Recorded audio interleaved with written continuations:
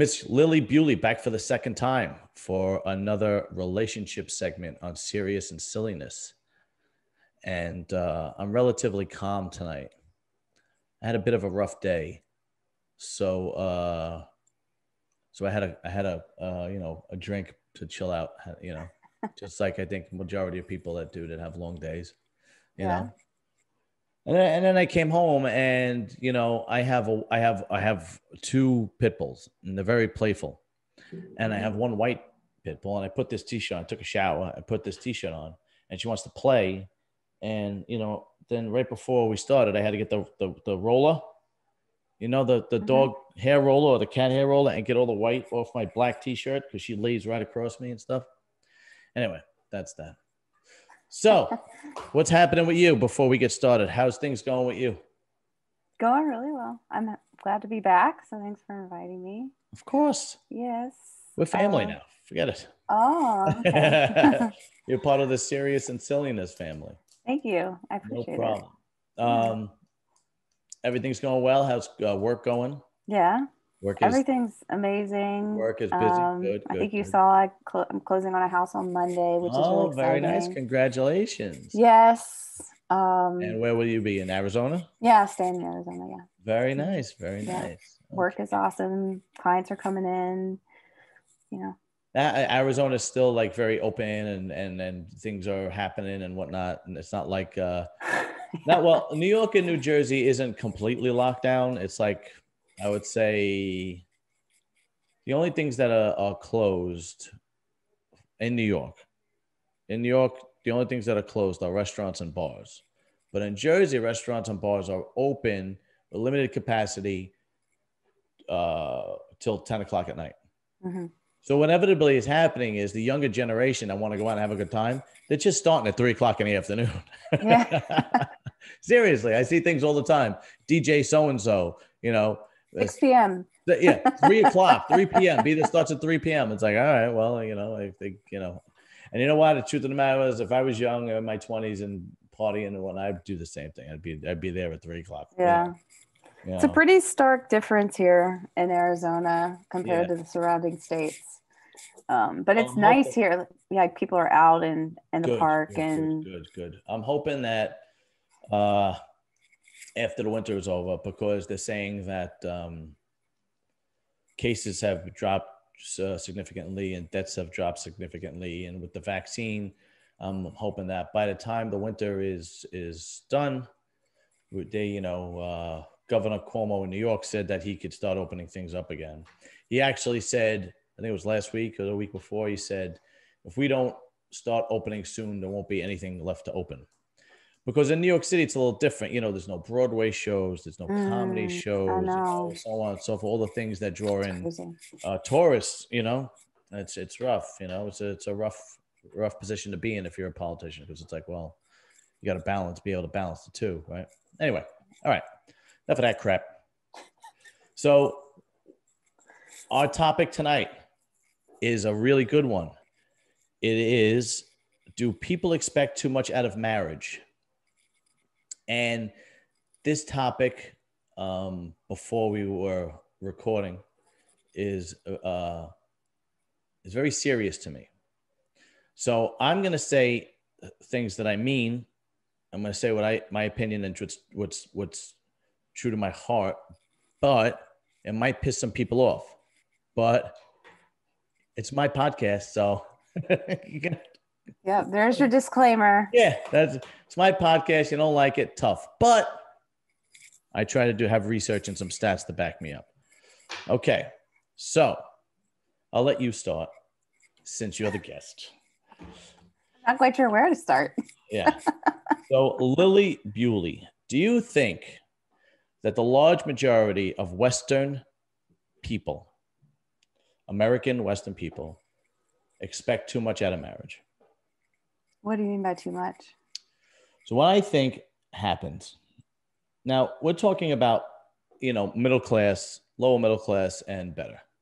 Well, middle class and better. This is what we're talking about, right? Because middle class is the majority of the country, right? You have the bottom, which is a certain percentage. You have the very top, which is a certain percentage.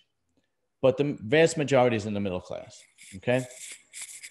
So what I've noticed is that the majority of the middle class, when you first get married and when you're relatively young in your 20s and 30s and whatnot, it's exciting, right? Like it's exciting. Yeah. So I remember when me and my wife lived together before we were engaged, or after we got engaged, we would lay in bed and we would talk about the wedding. We would talk about where we're going to live. We would talk about who we're going to invite. We would talk about where we're going on the honeymoon. We would talk about the possibility of children. And it's a very, very exciting time. So you get pulled into this, and it's very exciting. And it's probably, I think, to the average person, getting married, establishing a life, and having children is probably the greatest time of your life. And it should be, as long as you pick the right partner and whatnot. That really should be the best time of your life. I mean, there's other times that come in second, right? Like college years and then being grandparents later in life, right? But I truly believe that should be the greatest time of your life. That's when I was the happiest, and I remember my brothers and family members and whatnot. That's when they're the happiest. But what seems to happen is you get engaged, very exciting. We get engaged. Your wife is very happy. She's very loving, and she is adoring you, and you are adoring her. And then you start planning a wedding. Now, this could be frustrating depending on who's paying for it, right? But sometimes, I think most times, it's still exciting. Sometimes it could be stressful depending on who's paying for it. So what I mean by that is sometimes you have like parents paying for it. And since they're paying for it, they're going, oh no, we're going to have this and we're going to have that. And we're going to have this. And you're getting married and you're saying, but I don't want that. And then they go, well, I'm paying for it. And then, see, and that's when we discussed before we record, that's when the masculine side of the relationship, the man should step up and say, hey, it's our wedding. And with all due respect, if we have to do what you want, then you don't have to pay for this. Right. But, like we said, that type of guy is a dying breed today. Whatever. I digress. So you have this nice time. You have a wedding, and then you buy a home. Even if you buy a little condominium or a townhouse, it's your first house, and you're decorating, and it's exciting, and it's fun, and so on and so forth. And then you have children, and the grandparents are ecstatic, and the family's happy, and you're having children, and everybody's crazy about the children, and it's a fun time. And then maybe you have a second child. And then this is what happens. Either the woman has to stay home because she has to take care of her kid, or if she has a career, then you have to hire a nanny, right? And the guy, let's say she has to stay home. The guy has to start working a lot more hours, maybe a second job. Maybe he has to start his own business and work more hours. Maybe he has to work a lot more overtime because we know that children are expensive and everything now becomes about the baby. That's when real life takes place. That's when the romance is done and now the responsibilities are there. The excitement is over and the responsibilities are there, right? Mm-hmm. That's when the testing comes in a marriage, especially when the kids start turning 10, 11, 12, 13. It's like you have another person in the house, another person with another personality, and you have to deal with that person, which all these things create stress. So the working a lot because you have to support. You don't have as much time with your family as you'd like. The kids are acting out. Now you have problems like them acting out. Are they doing well in school? The friends they're staying with. Are they involved in extracurricular activities, or are they not? And if you have lazy or selfish parents, those things kind of fall to the wayside, right? Lazy or selfish parents go, sit him in front of the TV. He's got his Netflix. He's got his PlayStation. He's fine, which is the wrong way to do. You need to put all your emphasis into the kid. This is when problems start. And this is when, statistically speaking, the majority of divorces are filed. And I think my generation, our generation, is a selfish generation, but raised by a not so selfish generation, right? And they're raised by people who were either immigrants or sons of immigrants, worked really, really hard and knew how important family and marriage is, and gave everything to their children. And then our generation took advantage of that. And now it's like, well, I'm unhappy now. And it is very easy to file for divorce today. Extremely easy. Like literally, if you have no reason, you can go to a lawyer and he will give you a reason, right? Mm-hmm. And that's when relationships seem to start divorcing. That's when marriages seem to start divorcing. And I am of the opinion that it is a selfish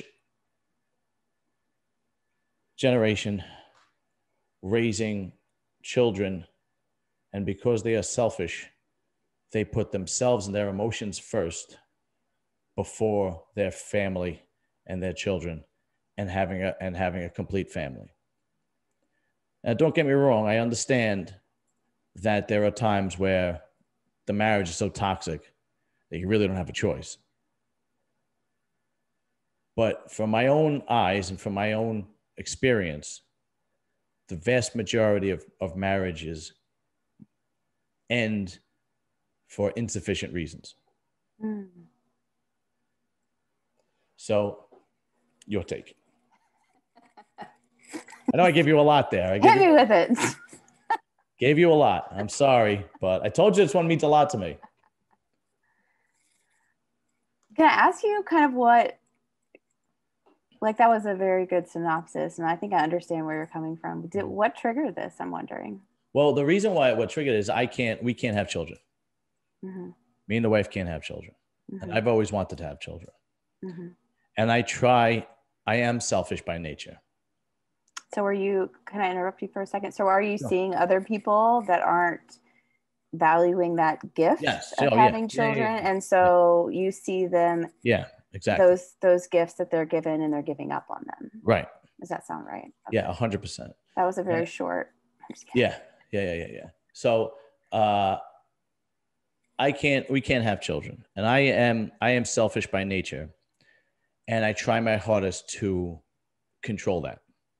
Mm-hmm. So after a dozen conversations with the wife, before we even got engaged, I could have left her and I could have dated maybe somebody younger that could conceive without medical assistance and so on and so forth. And she didn't want to go through that. But I put my wife first in that scenario.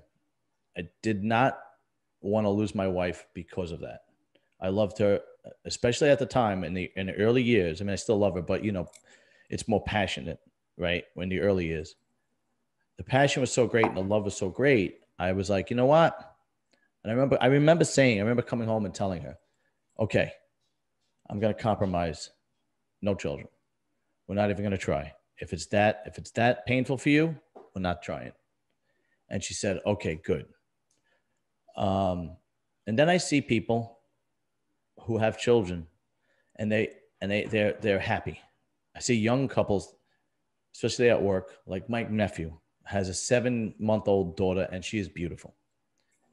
But then I see once these kids get older in the scenario that I explained, that's when divorce happens. And because of the way marital laws are set up and divorce laws are set up, 95% of the time, the man gets financially destroyed, unless there is some type of problem where the woman is incapable of being, motherly, like maybe a drug issue or an alcohol issue or abandonment or something like that. And then I see friends, family, like my brother went through that. My brother had to move back in with my mother after he bought a house and worked hard and whatnot to buy a house. And then I have friends at work. I have one friend who has to live back with his mom. I have another friend that has to live with his aunt and uncle in his basement. And they kind of, they lose everything. But the reasons for divorce do not seem sufficient. So, like, again, I understand that there are men that are really, really just pieces of shit, and they don't deserve to have those nice things like a wife and children, a marriage. But then I see good people that work hard and try to put their family first and work extra hours and extra long hours. And I'm a blue collar guy, so the work is physically hard, right? I'm a sewer worker. My brothers are electricians. This is not like pushing pencils, in the office. But even that is hard work. Even having to spend 12, 14, 16 hours in an office to make more money. And then I see the selfish part happen when the divorce is filed and the children are hurt and daddy can't come home anymore. And I think people think that this passion and romance is going to last forever. And when real life happens, they bail. They bail because I think our generation is a weaker, and I say our generation, mine and yours, is a weaker generation. And I say that because the next generation, the millennial generation, the divorce rate statistically is down because they're not getting married. So less are getting married, or they're getting married later on in years, like in their 30s. And there's not enough time to see if they're going to get divorced yet. So the divorce rate has fallen, but it's fallen because out of reasons that people aren't getting married. So the divorce rate is down, right? So that is basically the scenario. And the stats on divorce is insane. Stats on divorce on the research that I had was 50% on the first marriage, 50% in the United States, divorces ends in divorce. If somebody gets married again, it goes up to 60% divorce rate. If somebody gets married a third time, it goes up to 73% divorce rate. I swear to God. And out of all divorces in the country, 60% of them are filed by the women. Okay. And like I said, there's something I truly believe that when you have both sides, a woman and a man, and you're raising children, I believe that is the best formula, because you're creating balance for those kids, as opposed to when you're getting divorced. Well, now obviously there's no balance if the father can only be with his kids every other weekend. Yeah. A few things come to mind. You get the floor. Go ahead. Okay. I'll probably make mine a lot shorter than yours. I know. Sorry. Told you men's a lot to me. No, I think it's awesome that you're sharing this and talking about it. A few things that come to mind when I hear you talk is, one, I have a hard time generalizing. And I think we talked about this before on our previous. Oh yeah. And oh God. Oh my God. You okay? No, my wife bought me a new chair for the podcast, but it doesn't squeak like the other one, but it's not as comfortable as the other one. Like the other one I used to be, but you hear, and this one you don't hear anything, but sometimes I can fucking fix myself like that. Anyway. If you need another drink. Yeah. This is water. This is water. Okay. All right. I mean, I have a really hard time generalizing. It's not as easy for me as it is for you, which we can talk about. Yeah, and I understand, because that's your job. You have to judge individual couples and individual people. I totally understand. Yeah, I mean, it's not. Yeah, it's just like yeah, it's my job. It's the way I live my life. It's a lot of things. So I think that, although like it's obviously something that's very important to you, right? Like I think also the difference is too is that you made a conscious decision, like with your wife, right? Like you probably played the scenario out, right, in your head, and you said, I'm paraphrasing, but you said, hey, I think you're worth hanging around. Of course. I'm willing to make the sacrifice. Mm-hmm. And you're able to do that. And a lot of people don't. Just like what you were talking about at the beginning, which is like the honeymoon period in relationships, and then it keeps moving. It just keeps moving and moving forward and moving forward and moving forward until it just hits a full stop. Mm-hmm. Right. And that's kind of where people, I feel like today, really lose themselves, because they haven't really, I guess, been able to, it's going to sound weird, but kind of like be themselves in a way. Like they've always been moving forward or being like moved like by whatever, like there's a lot of things like relationship ideals, or maybe family pressure on getting married, or family pressure on having babies, or family, like societal pressure on getting married, or, you know, there's a lot of things that kind of, we can talk about more, but that keep moving people forward without them really knowing what they're doing, which is like what you, complete opposite of what you told me that you did with your relationship with your wife, right? So I think it's important to point out that you had a choice, and not to say that other people don't, but other people don't think as closely and clearly about those decisions first. Right. I completely agree that I am more self-aware and more conscious than the large majority of people.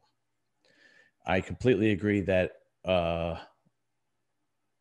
especially after I'm 44 now, especially after I got into my 30s, my decisions were well thought out, which I think happens, you know, if that doesn't happen as you're an adult, if you don't grow as an adult, well, I mean, you know, people have to say many people don't. Many people don't, but people have to start taking responsibility for themselves if they don't. Okay. And the reason why I say that is, and again, I'm going to go back to the children, is those children are innocent, and they need their mother and father. And now you're in this position where you're responsible for these little ones, whether you made wrong decisions or right decisions. And I understand that sometimes divorce is the only way, but it's certainly not 50%. Certainly not 50% in this country. That should not be. That is way too high. It's way too high for two reasons. One, it's very easy. You can go to a lawyer and he can literally say, like, I'm sorry, go ahead. No, well, I mean, but it doesn't, what you're throwing at me doesn't make sense though, because you also stated that you are a very conscious and aware person, and you made a very woke, quote unquote, decision. That's true. We also agreed that most people don't do that, right? So wouldn't it make sense that the divorce rate be high if people aren't making good conscious decisions too? Does that make sense? Well, yeah, of course it does. But the selfishness comes into when you put your life in front of your children's life. That's where the selfishness comes in. And it is like seriously, I mean, when I've joined Facebook, when I started this podcast, I've joined Facebook. and I've gotten in touch with a lot of people from high school and college and whatnot. I went to a community school. It was nothing fancy, and I could say 50-60% of them is definitely divorced. Of course, same here. No question. And they all have kids, and they're all divorced. And when I ask them the reasons why they're divorced, they're all very vague. The reasons are all vague. There is nothing direct. They are all vague. It is all. I'll give you all. I'll tell you exactly what I hear. I hear he was very narcissistic. Okay. He was controlling.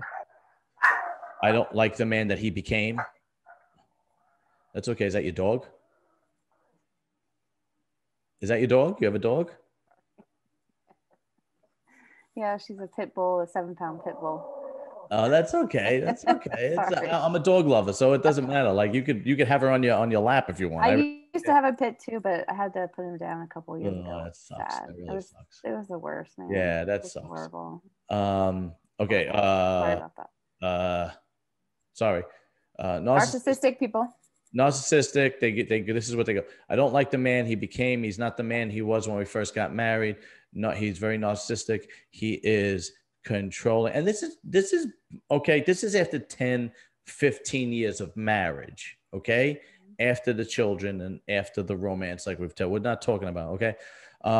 Verbally abusive. Okay. That's also very, very, very vague. Everything is very vague and insufficient. And it's also one-sided. I have never spoken to somebody who says I made mistakes and those mistakes cost me. Okay, and that's probably what's getting under your skin. Well, it all is. Yeah. So I give you I give you an example. Okay. Now I'm from the East Coast. Okay.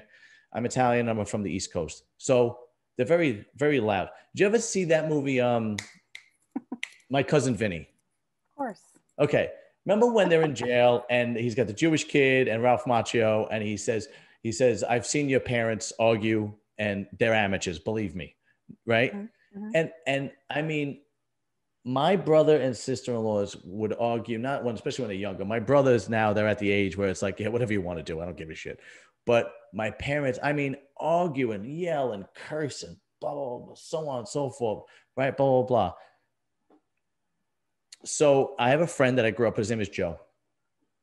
And he married this girl. And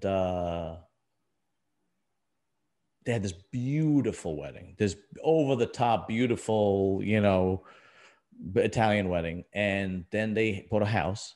But they were renting the house out while they were fixing it up because they were going to move in, but he was renting it out as income, and they lived in an apartment. But he already had the house set.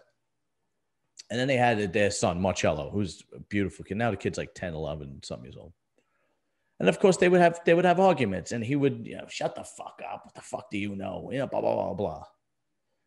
She goes to the lawyer, and that's verbal abuse. Mm-hmm. Now, if that's verbal abuse, then every person in my family should be divorced. Maybe that's true. Maybe it's not. What? And maybe that's true. Maybe it's not. Well, I'm talking about the cases that I know. No, I know. I'm kidding. I know. And I think that happens. I think, look, like I said, I think there are times where divorce is necessary. And, but I think the majority of divorces are not necessary today. I truly believe that the divorces are not necessary today. I'll give you another example. There's this other,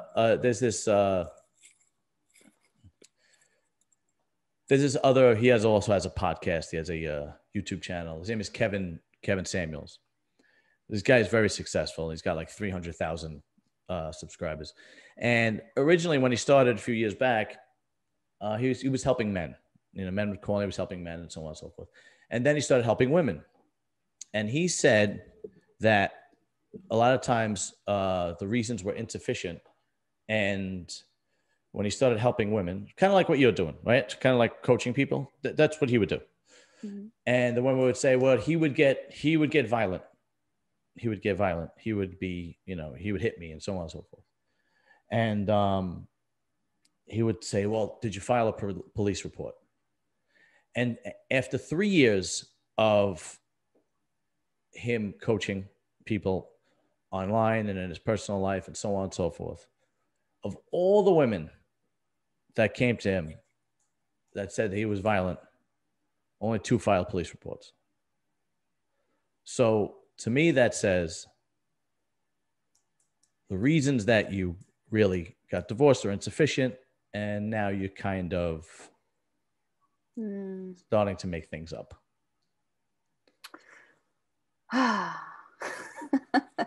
So much. Okay. Well, before you start, I'll do this. I'll extend an olive branch to you. Okay. I understand that there are men that are pieces of shit.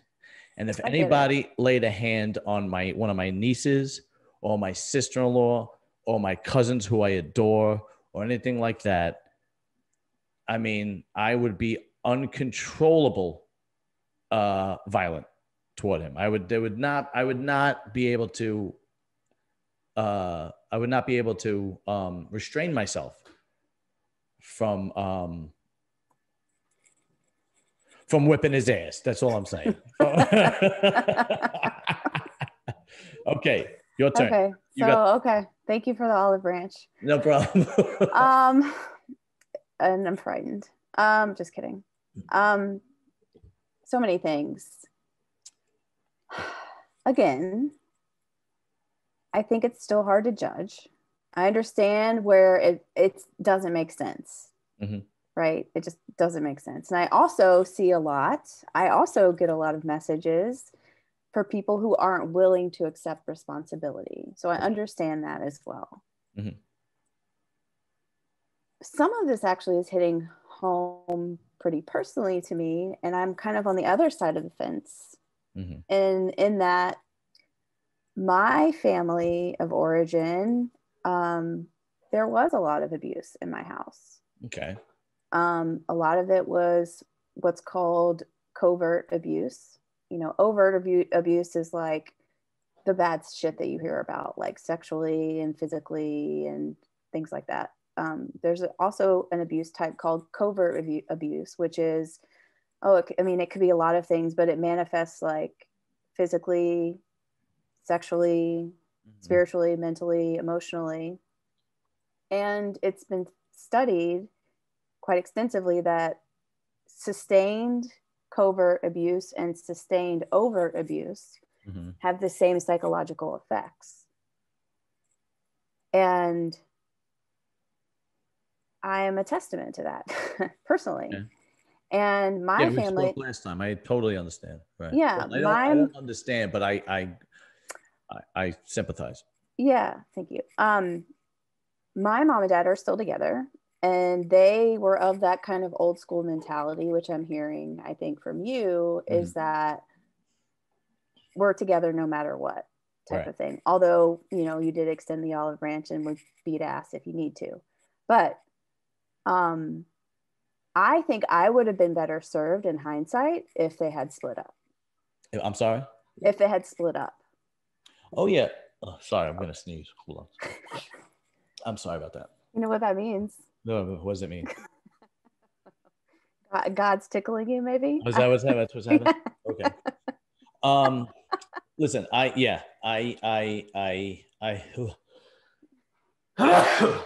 you know what? I'm totally not going to edit that out. This shit takes too long anyways. Yeah, I know. Tell me about it. Mm-hmm. But, by the way, I'm wearing my Mike Tyson shirt. I don't know if you saw that. I am Mike Tyson. No. Okay. All right. Anyway. Way to try to change the subject. No. It's just sometimes things pop in my head. And then I've also noticed that when you throw some like personal everyday crap in your podcast and not just stick to the topic, people enjoy it more. Okay. Do you know what I mean? Yeah. Like yesterday I did a video with my cousin on Richard Ramirez, the serial killer.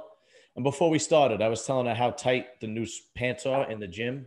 And I have to wear this long shirt to hide my, how do you do? You know, to hide my schmeckle. And I have a big butt too, so I have to wear this long shirt. This because the style is starting to be tight pants again. So I'm wearing these tight pants, and then I have to get a long t-shirt, a long sweatshirt in order to wear them, so that my coma is not sticking out. Anyway, okay, Excellent. back to the topic. Thank you for sharing. I don't even know. Yeah, no problem. Okay, no, I get it. So I think I understand that damage like that could happen, and I understand that. I totally understand that. So what you might be seeing, like when you're seeing these people on Facebook and they're messaging you, and granted, I'm sure that there's studies out there, but it does affect women a little bit more typically than it does men, right? As far as just like covert abuse, really. When you say covert, what do you mean? Because that abuse is a very vague term. Agreed. That's why overt abuse is like we said, like like if you get trigger warning for if anybody's listening out there, but if like you're subjected to physical violence. Yeah, like tuna casserole again. Bow. I get it. I get those guys are out there, and they should be buried. Yeah. They should be buried underneath my house. Yeah, and and sadly, sexual abuse happens as well, even in marriage. Absolutely, 100%. So that's very overt. Now, covert is a little bit harder to define, which is I'm glad we're talking about this. Right. Covert can be like emotional abuse, like manipulation, like calling names. Okay. And this is kind of where it gets in. I know I can see your muscles already popping up, but this is where you kind of get, you know where I'm going with this, right? I might. Go ahead. But covert can also be like, say like a parent walks around in their underwear around their kids. That's like covert. That's covert sexual. It could be covert sexual abuse. Yeah, that's disgusting. Okay, but do you see what I'm saying though? Yeah. Like it's not. Absolutely. There could be covert intellectual abuse where, like you're saying, like maybe your ideas are pushed down. Even as this happens a lot early years as a child, most oftentimes, like between ages like birth up to 7. From a parent. Right. Yeah. Oh, I'm totally. I'm on board with that because I went through that too. Again, like I find it really hard to generalize because we don't actually know what's happening. Yeah. And from my personal perspective, I think that I would have been better served had my parents split, because I would not have been continuously exposed to all different kinds of abuse, to myself and to my mom, who was supposed to protect me. Yes, I agree. And I fully am sincerely sorry that you had to go through that. Can I just say though, like, John, let me just jump in. This is a lot more common than you think, is what I want to put out there. Okay. And, if whoever's listening or watching will kind of understand that, right? Like it's not, it's just not as obvious, but it happens like in a good number of households, right? Do you think it's as much as 50% divorce rate? Do you think it's that much? I think more, to be honest with you. No, I have to respectfully disagree. I have to respect. Now, are you talking about from the man's side or from the woman's side? It happens both ways, but okay. I think that it happens more to women than not, but it's, kind of what we talked about last time, which was the segment on, what was it? Narcissism. What did we talk about last time? We talked about the submissive man and the dominant woman, or a submissive and dominant relationship. Right. Both of them have their own issues, right? And they fit together. Yeah. Now, taking you out of the equation, the majority of clients that you have, are they men or women? Women. Okay. So do you think that because you're treating mostly women, that you're only exposed to that side? I'm open to it. Okay. Yeah. I mean, look, this is the deal though, too. You asked me like what I thought the percentage is in my world. The people that I see, the people that reach out to me on Instagram, on Facebook, sure, are all in relationships that they are not fulfilled in. And so they kind of the same with you. Like, they ask me like my advice on things, or, well, how do I get my partner to do this? Or how do I get my partner to do that? Mm-hmm. When really, I think what it comes down to is what is annoying you about it is like, take some responsibility. And sometimes that responsibility is leaving something that's toxic for them. Oh, yeah. Listen. And, again, toxic is also a vague term, but when I think toxic, I think a chaotic lifestyle, as like you were growing up. But I think the vast majority of middle-class homes today aren't as chaotic as they were 30, 40, 50 years ago. And I could just know from my own experience that 30, 40, 50 years ago and beyond, more men cheated. More men were physically abusive. More men gambled. More men drank. But the marriages, and I'm not saying that it's right, but the marriages stayed together, and they stayed together because it wasn't as easy to get divorced. Right. But today, there are a lot of things that happened, I feel like, that contribute to that. But go ahead. Yeah, absolutely. But today, the vast majority of men are more responsible than their previous ancestors. My father loved to gamble. I'm just using me as an example. My father loved to gamble. He used to play cards all hours a night till 3 times a week. Neither one of me and my brothers like to gamble. If I do go to gamble, it's like just having fun with it. Bullshit. When you go on vacation, you go into the casino, you play roulette a little bit. But my father played cards 3 times a week. My father always had a side chick, right? And neither one of us 3 do that. But it was a different generation. 60, 70, 80 years ago, there were men that had other families, literally, on the other side of town, right? I personally believe that the spectrum,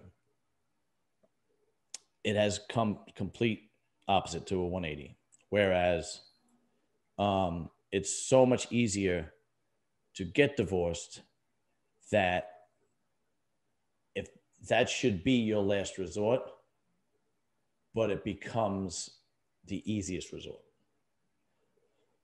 I mean, you literally can go to a lawyer and say, I'm unhappy, I need to get divorced. And he will say, has he... Yeah, he'll find out reason. He'll fish. Yeah, he'll find a reason. Yeah. And he will I agree. Yeah, and he will literally tell them, a woman will literally go to a lawyer. And this has happened to a friend of mine. This happened to my friend Sean at work. Literally would go to a lawyer and say, look, we're getting divorced. I just want to take my half and him take his half, and that's it. We have a son, and I just want to go. By the time that girl got out of that lawyer session, oh, no, that was not happening. Now it is, I want everything, and I'm entitled to everything. Because that lawyer was like, chirping in her ear, right? Yeah. And now it becomes, now my friend sleeps in his mother's 1-bedroom apartment. It's funny, but it's not funny. Mm-hmm. And then you have, and here's another thing that's the big picture that a lot of people don't take into consideration when they choose to get divorced. The fact that fathers are now part-time fathers, they're not even 50% fathers. The majority of them see their kids every other weekend, right? Traditionally speaking, the mom's role is compassion and love, and the father's role is discipline and teaching their kids on how to be on their own. That's traditional. Traditionally, that's balance, right? So, like a quick story. I remember I was like 7 years old, right? And this is when you used to go out and play when you came home from school, right? Now, no kids go out and play anymore, but this is when you used to go out and play when you came home from school. And I didn't want to go inside because I was up the block playing with my friend and I had to pee, but I wanted to pee in myself, right? Because I didn't want to come home because I was having fun playing with my friends. So I finally come home and I'm peeing. I got pee in my pants. So I try to sneak into the bathroom and I take my pants off and I'm trying to clean myself. And my father walks in and goes, what the hell? What'd you do? And I didn't even answer him. I just put my head down. He goes, you pissed your pants? You're 7 years old and you pissed your pants? He goes, when are you going to stop pissing in your pants? And he's like, get in the shower. You know, he's disgusted. And he takes my clothes, puts them in the laundry, get in the shower. And I felt stupid. I felt dumb. Like, oh man, I really screwed up. I peed in my pants. I get out of the shower. My father tells my mother what happened. My mother hugs me and says, oh, it's no big deal. And she gives me kisses. Mistakes happen. Not a big deal. So, so what? So now you know, you got to come home if you feel like you got to go to the bathroom, right? So what's happening there? I'm being disciplined, but I'm also being shown that it's not a big deal. It's not the end of the world. It's balance, right? Take one of those away. And now you don't have balance anymore. You take either one of those away, right? If you are only raised with compassion, then you're typically going to raise person that is entitled. That person's never wrong, right? No matter what mistakes they made. And then if you take away the compassion and all you have is discipline and restrictions, then you're raising somebody who's going to be like a scared cat to do anything because he's so afraid to take any risks or make any decisions, right? And you're pulling away balance, right? So one of the things that I saw my brother go through is he had the kids every other weekend. He had his son and daughter every other weekend. And one of the things I saw that he went through is that, let's say my nephew would screw up in school or whatever. My nephew got into a fight at school, right? And he would go home and his mom would yell at him, blah, blah, blah, blah, this and that, right? And then he would call up my brother and say, you know what he did? Blah, blah, blah. So let's say that happened on a Thursday. And that Friday, my brother's got to pick him up. You only see him every other weekend. You really want to punish your son all weekend? And you're not going to see him for 2 weeks later? Right? You say, I'm not going to see you for another 2 weeks. The last thing I want you to do is stay in your room. And you're literally, without thinking, taking away that masculine discipline that every kid needs to grow up. And these are the things that when selfish people get divorced, they don't understand. You know? Sorry.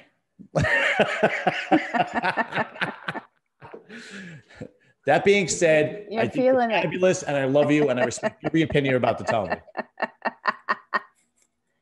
What do you think would have happened to you if you had that continuously happen to you? Like your dad saying, you suck, or what was it he said? I'm sorry. What was it? The thing? No, he was like, he made you feel stupid. He shamed you. Yeah. If I only had that, I would have turned into a nervous wreck growing up. Okay. Everything I thought that I would enter, I thought I would fail at. I wouldn't be doing this, Okay. I would say to myself, oh my God, there's too many YouTubers out there. There's too many podcasts. I'll never make it. I'm not good enough. People don't want to look at me, and that's what would happen. But see, the majority of the kids growing up, they're not becoming disciplined for two reasons. One, the man is pulled out of a relationship because of divorce, and there are weak men being bred because of single mom households, because they don't have a masculine point of view. So they inevitably are growing up non-masculine. They are growing up more emotional than reasonable, right? And that's why. Wait. Emotion and reason are two different things? Absolutely. 100%. Okay. There's no question about it. Can you be specific? Okay. You go. Go ahead. All right. You go to a store. Your podcast, bro. Yeah. And no, after this, I'm going to let you talk. Sorry. You go to a store and you have to return a shirt. And the shirt doesn't fit, but you haven't returned the shirt in like, 6 weeks. And you finally, all right, take a shirt. I'm going to return the shirt. And they say to you, oh, I'm sorry, Mr. Livia, you passed the 30-day time where you could return the shirt and get something else. And then I've seen my mother, or I've seen other women that would just bug out and go, what do you mean? It says, there's no such, go get the manager. This is ridiculous. I bought this shirt and I want to return it and get something else. And that's just ridiculous. Nobody told me there was a 30-day restriction on getting, right? And then that's emotion. That's like, what do you mean I can't return this item that I bought? Now a guy goes up there and the guy says, I want to return my shirt. And he goes, they say, oh, I'm sorry, sir, but you only have 30 days. And and most guys would go, oh, all right. I'll shop around and see what else you got. Because it's not that big of a deal where you have to freak out, right? And that's just a small example of the difference between emotion and reasoning. I'm using a small example. Now, when I see a guy freak out in that same situation, I go, that guy was raised by his mother and his father was nowhere to be found.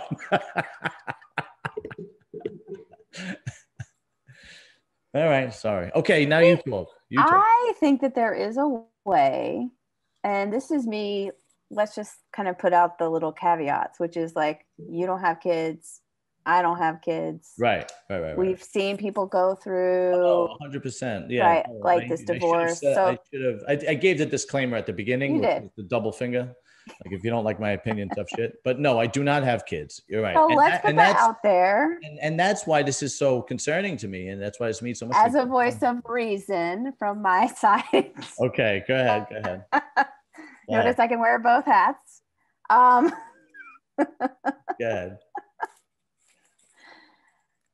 But again, this is coming from a place of not being in the situation and just like being like a very aware and highly developed intellectual and spiritual human being. But I think that there is a way to have, and I think that you're onto something as far as balance. I don't know if I completely agree. I haven't really thought about it. I'm sure we can talk about that for hours. But I think that there is a way to have both parents in a kid's relationship. There are a lot of ifs, right? Like that situation that you talked about with your brother, like, I just have so many questions about that particular instance, right? Like, why isn't he talking to his kid their whole week about what happened? Or right. No, I gave the specifics that let's say that happened toward the end of the week, like on a Thursday. Yeah. I mean, I'm just kind of spitballing, but what I'm saying is I do think that there is a relationship or a way to have both of those parental influences in a kid's life, even if they're not living together or if they're sharing time.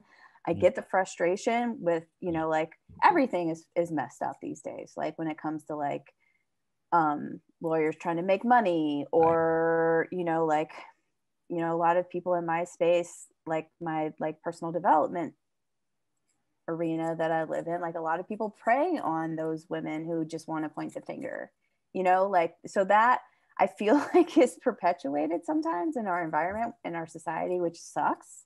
Mm-hmm. So I get that frustration, but I think the main thing that I want to say is I do think that there is a way for both parents to have an active involvement in a kid's life. Is that easy? No, not one bit. Exactly. So what you're saying, I think, is that difficulty, right? Is that ability for two adults, that difficulty of like trying to do the best for the kid, for the family unit. Is it being apart or is it being together? And you think it's being together for the most part. Yeah. Okay. And the reason why I would have to disagree. Okay. I think it's being together for the most part because when I screwed up when I was a kid, there was no more powerful words to me that were repeated to my mother, that was said by my mother to me. And those words were, wait till your father gets home. Those words put me in terror. Like, oh my God. And I would beg my, please don't tell daddy. Don't tell daddy. Don't tell daddy, please.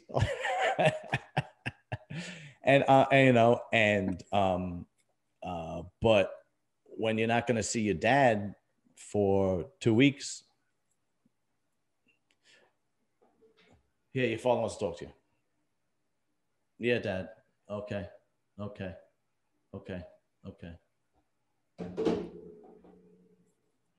And I think that to the point I was trying to make was, when people, the majority of people today in the United States, in a first world country, I mean, the same thing is happening in the UK and Canada and Australia and whatnot.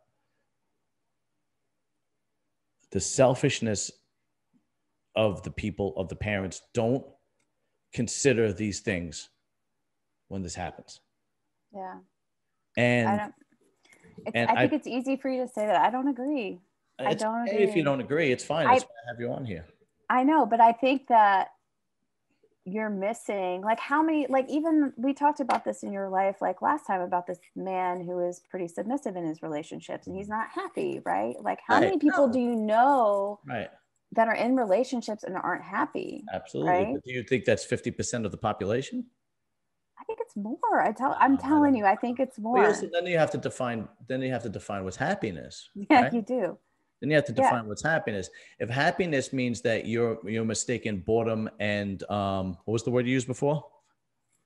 Complacency. If you're mistaking complacency and boredom for being unhappy, well, then that is just wrong. I would agree on that one for sure. If you're mistaking your oldest son, who started smoking marijuana and getting in trouble at school and maybe fist fighting, if you want to get divorced because your kids are driving you crazy, that's wrong. Yes. If you want to get divorced because your husband is working so many hours because he needs to support you and his kids, and your attitude is, well, he's never home and I don't get the emotional support like I used to, that's wrong. These yeah, I don't know. You see, years ago, when men were more masculine and women were more feminine, they understood each other's roles. And there were times my father, my grandfather would work hours upon hours because they had to bring their money home because their wife understood, and their role was to maintain the family, right? Right. So that's changed. But since those traits are not passed down anymore, so now when a woman has children and she really has no choice but to stay home with those kids, right? Then it becomes mistaken for, I'm not happy, instead of, this is what you signed up for, right? Because you've had two incomes, right? You've had two incomes, and you raise a girl to say, and I'm not saying that this is wrong, I'm just saying this is reality. You raise a girl to say, you got to go to college, you got to get skills, you got to make money for yourself, you need a career. You get that career. Today's girls aren't raised to find a good man and be a good wife and be a good mother and so on and so forth, right? And then it comes to the point where it's like, all right, now I want 2 or 3 kids, right? Because instinctually women want children, generally speaking, not all, but generally speaking. And then they have to stay home. And then their attitude is they're torn. It's like, I don't want to depend on my husband. I should be independent. But that's what marriage is. You need to work together. So now this person. Yeah, okay. Go ahead. Yeah, sorry. Yes. No, go right ahead. So I think that you bring up a good point, which is excuse me? Women are torn with career and family life? Well, yeah. I mean, that's like a way, way, way deeper. That's like way off the. Yeah.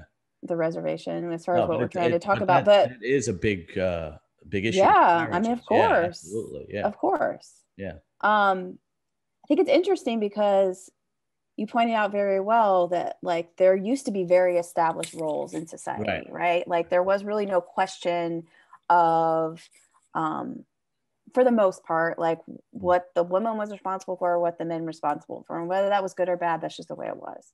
Mm-hmm. Today, there are lots of choices. That's right. There's lots of choices, which again can be good or bad depending on what your perspective is. Mm-hmm. But I think it's interesting because today, I don't think that we are conditioned,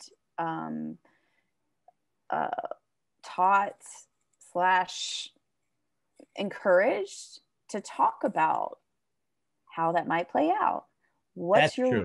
That is very true. What is your role? Like, did your brother and his wife have, like, what is your role? If this should happen, how would this look like? That is very true. I couldn't agree more. You know, and which again, same shit. Like going back to your story is you had a very conscious, like about that particular thing with your wife. Like you have made a very conscious choice. Like, I got you, ride or die, doesn't matter. I want to be with you. Right.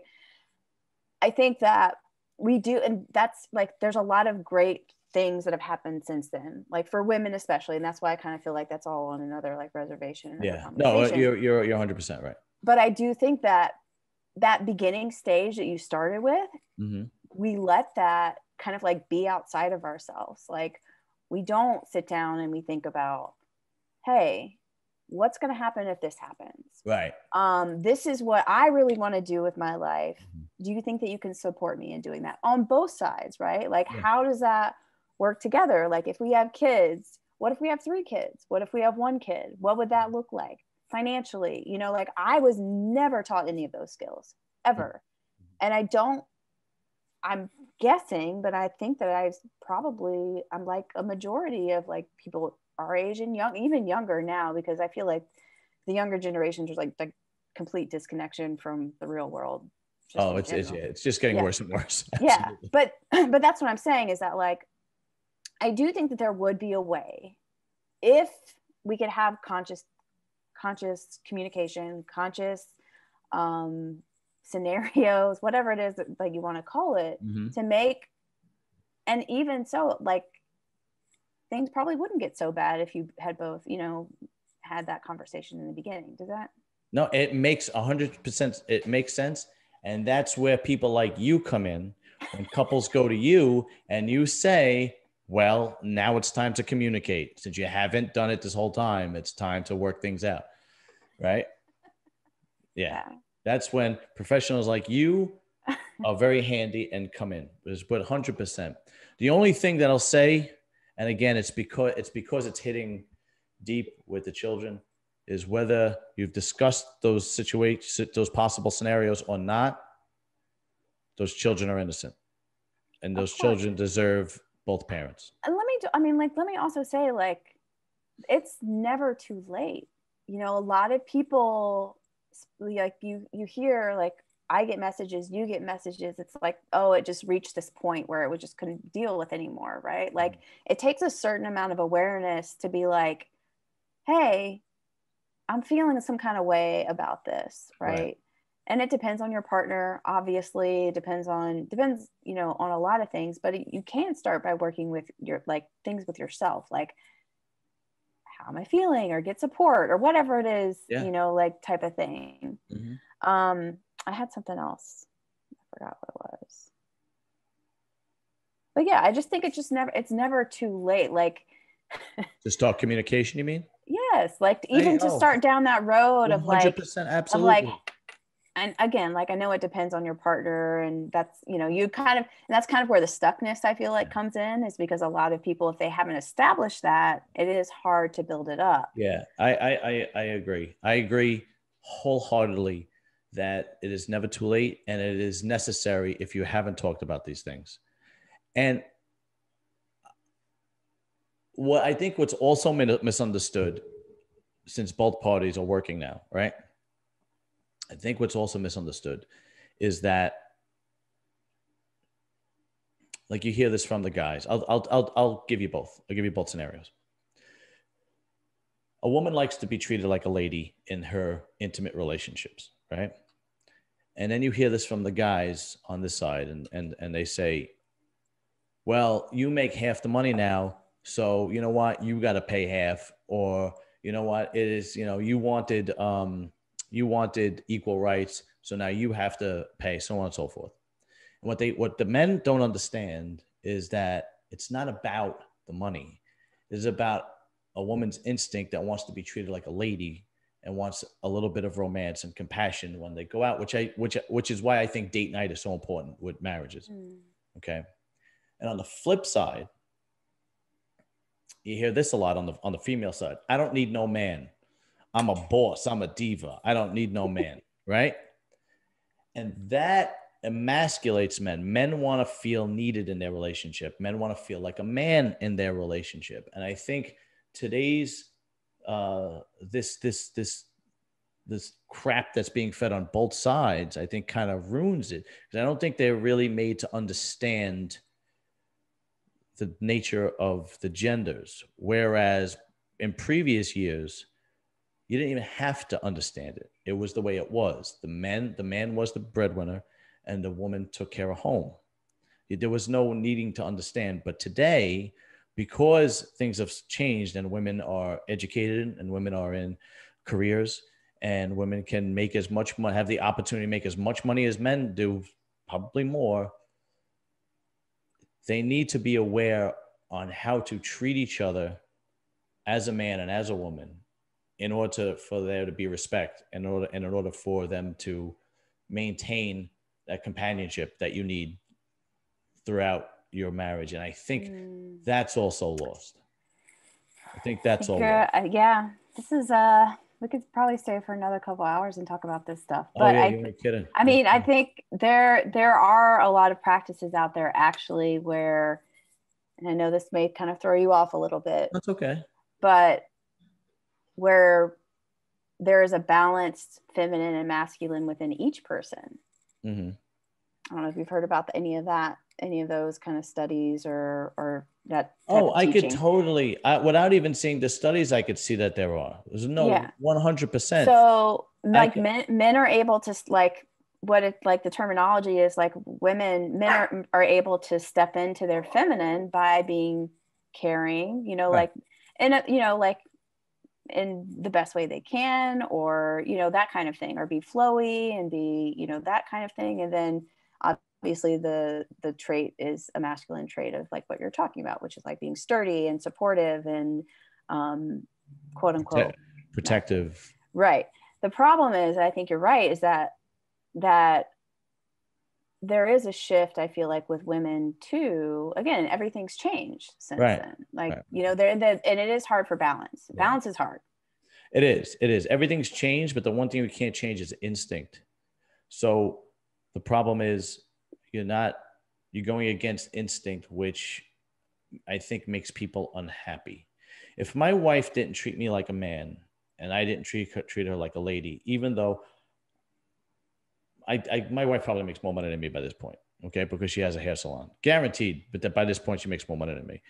I'll tell you a quick story. We got the stimulus check, right? Mm-hmm. And we filed together. So the stimulus check was in our check account.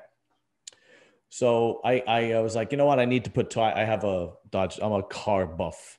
And I was like, you know what? I'm going to use the money to put tires. I needed new street tires on my car. And I was like, give me the debit card. And I'm going to go take the money out from the stimulus check. And my wife looks at me dead ass serious, and she goes, "No, just take the money out of my pocket, out of my bag." And I was like, "Does that make you feel emasculated?" No, it didn't make me feel emasculated because it didn't make me feel emasculated because she doesn't make me feel emasculated. And I looked at her and I said, "You carry that kind of cash on you?" And she started laughing. And she goes, "Well, if you take it, I'll just have it in the checking. I'll just have yours in the checking account, so it's no big deal." The reason why we're both aware, it didn't make me feel emasculated because my wife has that feminine side to her, and she has that very feminine side to her, which is one of the things I love about her, right? And at the same time, like I said, I try to treat her like a lady as much as possible, like especially on, when we do date night and so on and so forth. That's also when like extended family is important, because extended family can look after the kids for a weekend or a night, so you can have that alone time that you don't have much anymore with the kids. I remember, and especially with grandparents, they love taking their grandchildren. Oh my God, it's like the greatest thing in the world. It's like, yeah, just bring them over, no problem. There's no discipline. The kids eat and do whatever the hell they want. Take over the TV. My mother had a closet full of toys for when my nieces and nephews used to come over, and they loved when they came over. And then my brothers used to be able to go and take their wives, like, on a date or whatnot. And that's also important. So this whole family dynamic that's kind of falling apart it becomes an issue with the kids. And I think that's why this is so important to me, Yeah. Because it's a lot. Yeah. It's a lot. Oh boy. Well, that was nice. That was very nice. So I didn't change your mind, and you didn't change my mind. Well, that's never going to happen. But we did better than most politicians, and that means having a civil discussion, right? I mean, holy moly, we should be in Congress. God, we probably get more done. But so, what do you think? Do you think, generally speaking, people expect too much out of marriage, and when they don't get it, they are unhappy? Yeah. I think I don't agree kind of with your premise of staying together against all odds. But I do think that, in general, especially like women, society tells women that you have to have a mate, right, or you're not happy. And that's basically what all the Disney movies were about. Yeah, absolutely. Right. And like from that perspective, yes, I think you're thinking too much. Like even for maybe a man sometimes, like if this is what you're supposed to do, you're supposed to, get engaged and get married, and it's just the path that everybody's supposed to take. Then, and you know where that's big, believe it or not, is in the corporate world. Like if you work in the corporate world and you are over the age of 30 and not married, it's kind of like, like what's up with this weirdo? Yeah. It's really like, and also if you come from a more traditional family. So like, when I say Western American men and women, there are immigrants like that are, Asian and Indian, and they have that very traditional lifestyle, and I exclude them. I kind of talk about Western American, Caucasian, and African American. We're talking about choice. What do you mean? Like we have choices.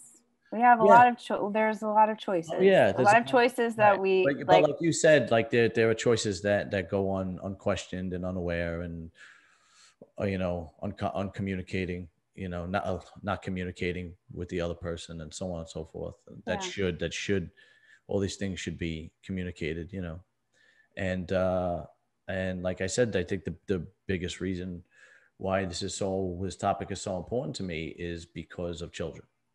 Yeah. But I think if you are in that situation, I don't think it has to be all or nothing. Like in your situation with like the scenario you said with your brother, I think that there are other ways to parent, like to be that part and, and be part of that child's life, even if you're not physically. Well, if you wind up divorced, you don't have a choice to fit, but you have to figure that out. As long as you are a father or a mother that is truly invested in their children, then if you wind up divorced and you don't have a choice, you have to figure it out, right? Well, and I think also I've also when I was single, I've also ran into that too, where it was like I'm divorced and there was no structure. It was like I would be I'd be dating a girl who had kids, and I'd be like, all right, because I'm so used to thinking my brother and my friends and so on and so forth. All right, so we can hang out every other weekend. No, I have the kids. He doesn't take the kids every other weekend. When the hell does he take the kids? You know, and even the structure with divorce is screwed up, you know, which leads to even more chaos, you know. I think our generation, I think the millennial generation is yet to be seen. I think the millennial generation is probably going to wind up divorced, but it's too early to tell, and they push it a little further. But our generation, I think, was way too selfish.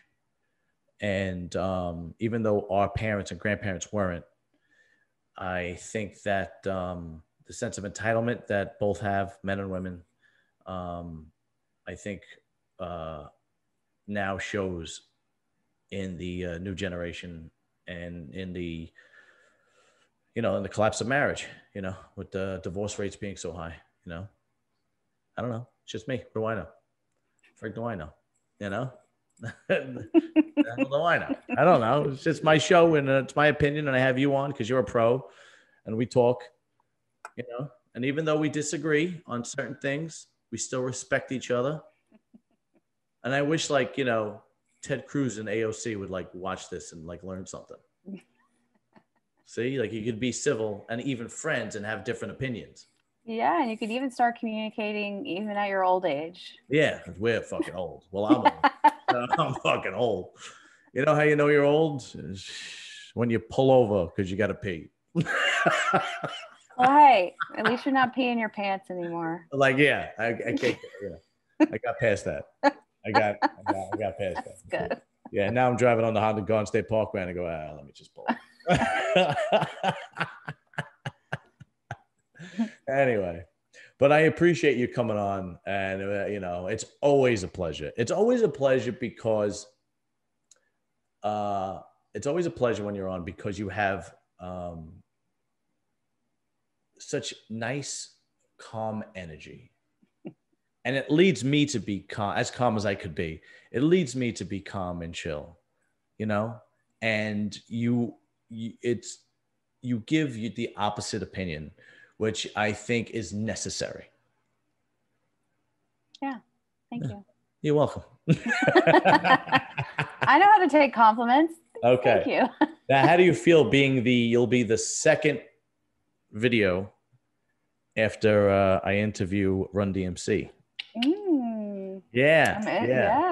How you feeling about that? I was nervous as hell when I interviewed him. Oh my God. I was telling my cousin last night, I couldn't even enjoy it because I was so nervous, because he can only give me an hour, which more, you know, and I'm trying to cram 40 years of rap music into an hour.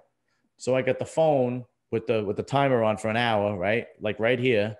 And he's going on. I would ask a question. He's going on. And I'm thinking, how am I going to segue my next question, but still pay attention to what he's saying now? And then at the same time, have enough time to get to the other topics. My hands were all clammy. I was like, oh God, how am I going to do? You know, and then he would say something, and then I would want to ask a question about that. I didn't want to like ignore the points and the things that he was saying, you know. So it was